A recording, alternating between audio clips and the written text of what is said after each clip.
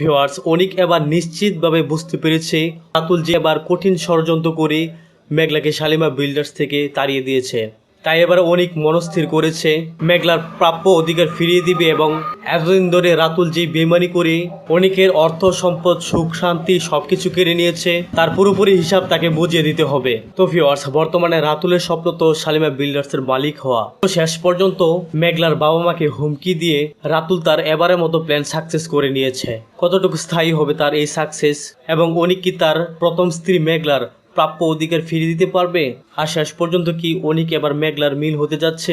অনিক তো মেঘলার রিকোয়েস্টে তাদের বাড়িতে রাতের খাবার খেতে রাজি হয়েছে।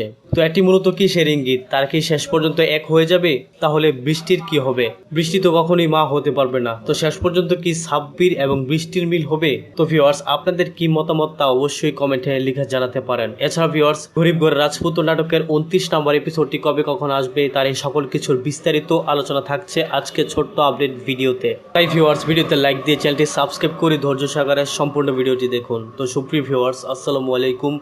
আশা করছি ভালো আছেন। আপনারা তো ইতিমধ্যেই আপনাদের পছন্দের নাটক গরিব ঘরের রাজপুত্র নাটকের 28 নম্বর এপিসোডটি দেখে ফেলেছেন কারোহিম ইউটিউব চ্যানেল থেকে।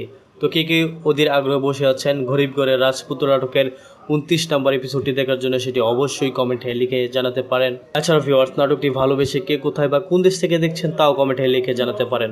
তো শেষ পর্যন্ত অনেকে এবার মনস্থির করেছে যে করেই হোক বদচরিত্রের রাতুল যে কিনা বেইমানি করে এতটুকু হয়েছে তার পতন ঘটাতে। তো অনিক, মেঘলা, সাব্বির, বৃষ্টি সকলে যদি একত্রিত থাকে তাহলে খুব দ্রুতই রাতুলের পতন ঘটাতে পারবে। এছাড়া ভিউয়ার্স, আপনারা যদি মেঘলা এবং অনিকের মিল চান তাহলে অবশ্যই বেশি বেশি করে লাইক করুন এবং কমেন্ট করুন। তো ভিউয়ার্স, আপনাদের এই কাঙ্ক্ষিত নাটক গরিব ঘরের রাজপুত্র নাটকের পরবর্তী এপিসোড আসতে চলেছে আগামী শনিবার দিন দুপুর ঠিক 12টায় কারোহিম ইউটিউব চ্যানেলের মধ্যে। তো ভিউয়ার্স, আশা করি বুঝতে পেরেছেন। সকলে ভালো থাকবেন, সুস্থ থাকবেন। খোদা হাফেজ।